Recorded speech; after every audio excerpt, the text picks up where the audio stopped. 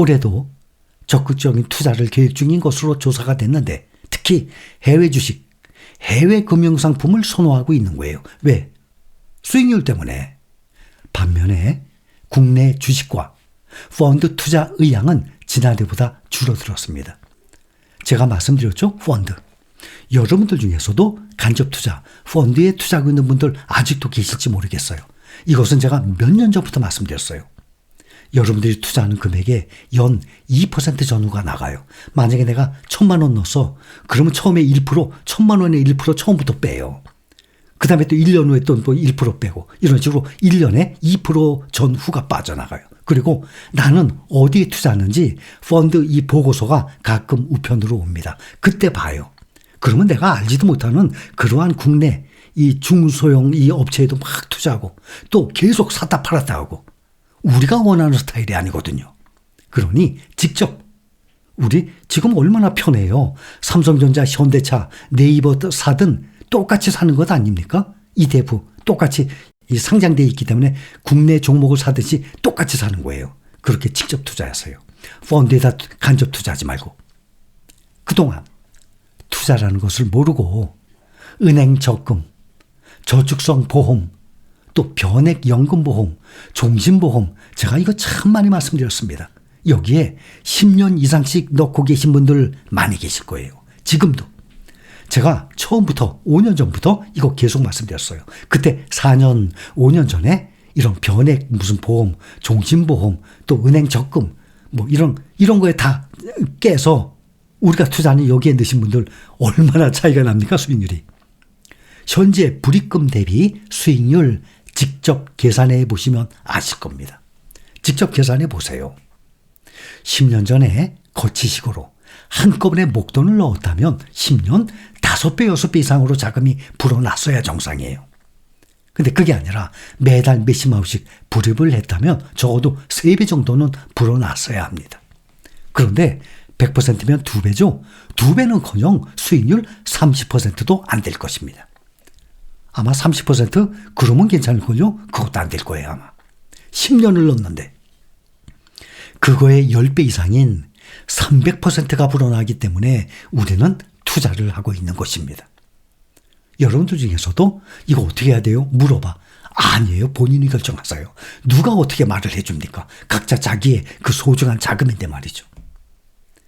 이번 보고서에 의하면 10가구 중에 8가구가 노후 준비 중이거나 부족하다고 응답했어요. 충분히 준비하고 있다라는 응답 겨우 10%예요.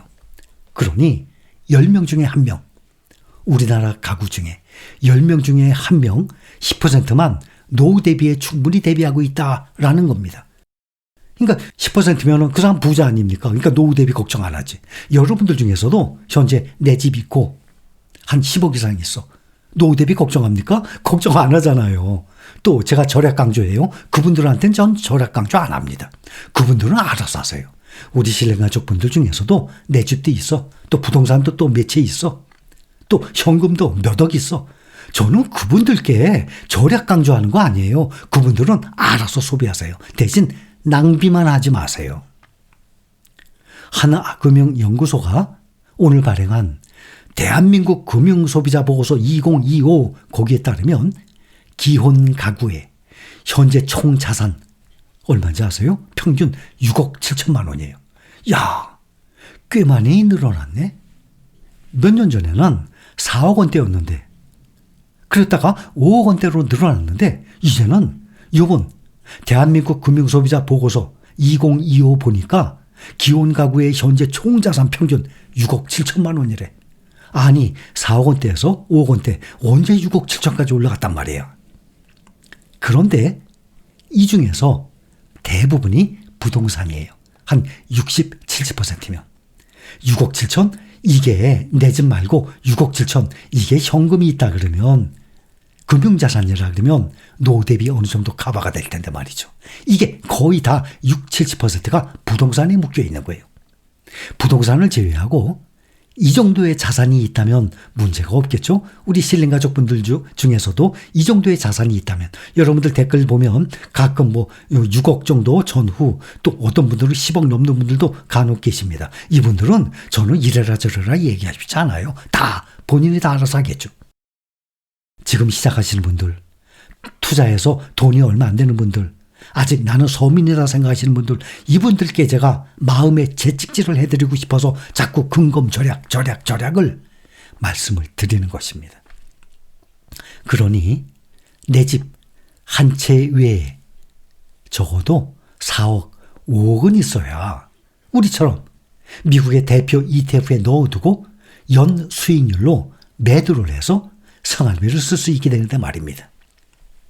미국의 대표 ETF, 내가 달러로 직접 투자해. 그렇다면 SPY나 VOO, 어떤 건지 아시죠? S&P 500. 또 나스닥 100은 뭐 대표 하나죠. QQQ. 그 다음에 빅테크 종목들 MAGS 거기에 또 넣어두고 빅테크, 또 반도체, 또 SMH 이렇게 넣어두고 이 네 종목에만 딱 넣어둬도 충분할 것입니다. 이렇게 해서 미국의 대표 ETF에 넣어두고 연 수익률로 매도를 하면서 생활비를 쓸 수 있게 되는데 말입니다. 잘 들어보세요. 우리의 공동목표 노후 대비죠. 노후 대비 위해서 현재 주식에 투자 중인 사람들의 모임 공간입니다. 그러면서 다들 마음 한편으로는 불안한 마음을 가지고 있어요. 왜냐? 주가의 하락 때문에. 그런데 역사적으로 경기 침체기에는 부자들을 더욱 부자로 만들어줍니다. 또 현금이 있는 사람들은 침체기, 그러니까 주가 하락이라든지 부동산 침체 이런 것을 기다리는 사람들이 꽤 있어요. 부자들은 경기 침체기를 기다리는 사람들이 많습니다. 그 이유가 뭔가 하면 가격이 급격하게 떨어집니다. 정상적인 가격이 아니죠. 경기 침체가 오게 되면, 주가 폭락기가 오게 되면. 그런데 그 사람들은 그 자산을 헐값에 매입을 할 수 있는 현금을 보유하고 있기 때문이에요. 그런데 그런 방법으로 살아나가면서 몇 번을 반복을 해서 매입을 하게 되잖아요. 어떻게 될 것 같습니까? 경기가 회복이 될 때 큰 수익을 얻을 수 있다는 것을 잘 알기 때문이에요. 또 경험을 해봤거든요. 그렇게 시장이 부동산이나 주식이 폭락을 하게 되면 그 폭락을 했을 때 현금을 투입하게 되면 그 현금이 정말 한마디로 뻥튀기가 된다는 거예요. 시간만 조금 흐른 후에 보면 내가 그 사람이 매입했던 부동산이나 주식이 크게 불어나요. 그거를 경험을 했기 때문에 그것을 경기 침체를 기회로 잡습니다. 부동산이나 주식 시장이 폭락을 한 상황에서 바닥까지 내려온 매물을 매수할 가능성이 가장 높은 사람 누구겠습니까? 바닥에 있는 매물을 사려면 일단 현금이 많아야 합니다. 이때 매수를 한 사람은 조금만 시간이 지나도 큰 수익을 올릴 수 있어요. 여러분들 중에서도 현재 현금이 별로 없어. 그렇다면 어쩔 수 없지만 어느 정도 현금을 가지고 있다 그러면 이렇게 폭락을 할 때 그때 과감하게 용기를 내죠. 재산이 금방 불어나요. 우리나라 1997년도에 IMF 다들 알고 계시죠?